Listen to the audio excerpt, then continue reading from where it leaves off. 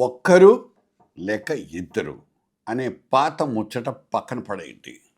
Andhra CM Chandrababu చెప్తున్నారు కదా, ముగ్గురునో నలుగురినో కనేయండి. జనాభా తగ్గిపోతా ఉంది. ఎప్పుడైతే ఆదాయం పెరుగుతా ఉందో ఆటోమేటిక్గా కొంతమంది ఒక పిల్లవాడితోనే సర్ది పెట్టుకుంటున్నారు. ఒకవేళ మగ పిల్లవాడు కాకపోతే మళ్ళా ట్రై చేసే పరిస్థితికి వస్తున్నారు. ఇలా బిడ్డల్ని కనేస్తే ఆ ఖర్చు ఎవరు భరిస్తారన్నదే కదా మీకు ప్రశ్న.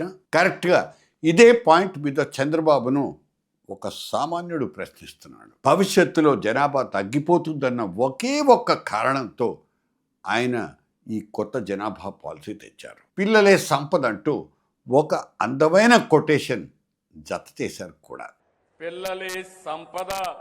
పిల్లల కోసం మనం అందరం కూడా కృషి చేయాల్సిన అవసరం వచ్చిందని మీ అందరికీ తెలియజేస్తున్నా. అయితే వాళ్ళను పెంచి పోషించడం అంత సులువా అన్న ప్రశ్నకు మాత్రం సమాధానం లేదు.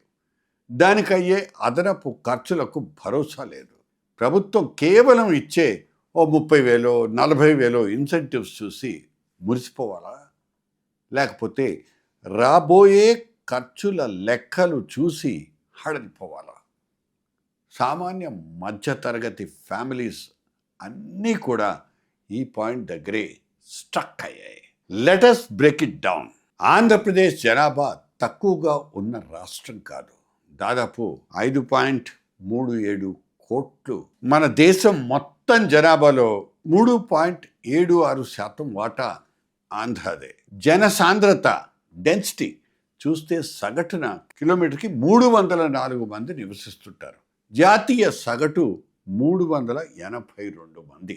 కానీ ఇతర రాష్ట్రాలతో పోలిస్తే ఏపీలో జనాభా పెరుగుదల రేటు చాలా తక్కువ. 2026 నాటికి రాష్ట్ర వార్షిక జనాభా రేటు 0.29%. ఇది దేశంలోనే రెండో అత్యల్ప వృద్ధి రేటు, అంటే అతి తక్కువ వృద్ధి రేటు అన్నమాట.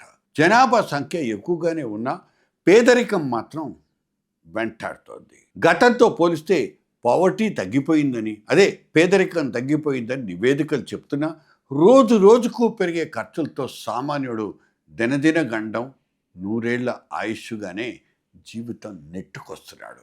లేటెస్ట్ నివేదికల ప్రకారం ఆంధ్రప్రదేశ్ సగటు తలసరి ఆదాయం 2,94,507 రూపాయలు. జాతీయ సగటు 2,19,575 రూపాయలు మాత్రమే. కానీ తెలంగాణతో ఒక్కో మనిషి ఒక్కో ఏడాదిలో యావరేజ్గా సగటున సంపాదించేది 4,18,931 రూపాయలు. అంటే తెలంగాణతో పోలిస్తే ఏపీలో ఆదాయం తక్కువగానే ఉంది. అటువంటప్పుడు పేద మధ్యతరగతి ఫ్యామిలీస్లో ఎక్కువ మంది బిడ్డల్ని కనేసి వాళ్ళని ఎలా పోషించగలరు?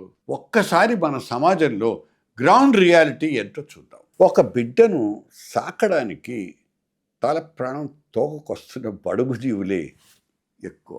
ప్రస్తుతం ఒక బిడ్డ ఉంటే తిండి, బట్టలు, చదువు, వైద్యానికి అయ్యే ఖర్చంతో తెలుసా?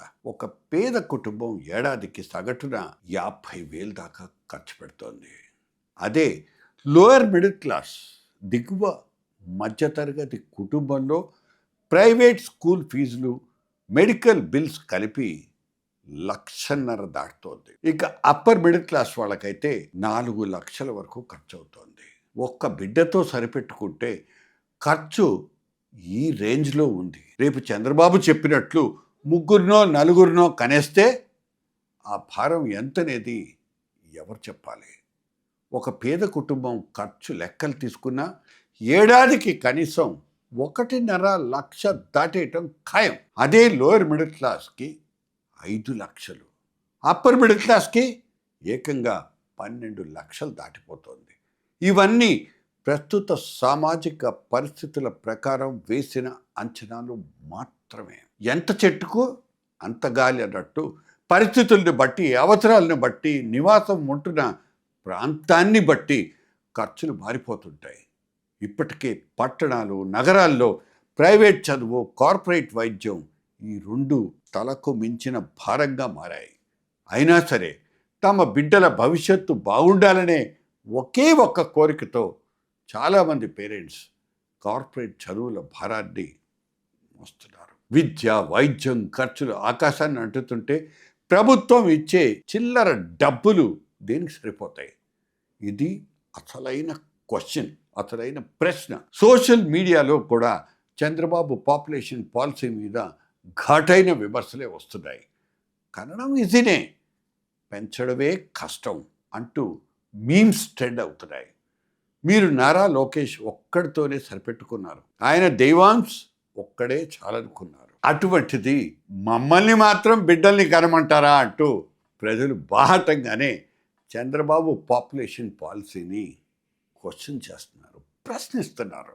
పెరుగుతున్న వృద్ధుల జనాభా, డెమోగ్రాఫిక్ బ్యాలెన్స్ కోసం ఎక్కువ మంది పిల్లల్ని కనడం చాలా అవసరం అనేది ప్రభుత్వ లాజిక్. కానీ నిరుద్యోగం వేధిస్తున్న ఇటువంటి కాలంలో, ఈ సంధి కాలంలో సామాన్యుడి మీద ఈ భారం వేయటం ఎంతవరకు కరెక్ట్ అనేది సందేహం. ఇది నిజంగానే విజనా లేక సీట్ల పునర్విభజన కోసం, అదే ఆ డీలిమిటేషన్ అంటున్నారే, దానికోసం చేస్తున్న పొలిటికల్ ఎక్స్పెరిమెంటా? ధరల భారంతో జనం ఇప్పటికే బతుకు జీవుడా అంటుంటే జనాభాను పెంచడం అనేటువంటిది, పెంచమనడం అనేటువంటిది ఏ రకమైనటువంటి న్యాయం? పాలకులు పిల్లి మొగ్గలు వేయటం ప్రజలకు శ్రేయస్కరం కానే కాదు. డియర్ చంద్రబాబు గారు, think twice before going ahead.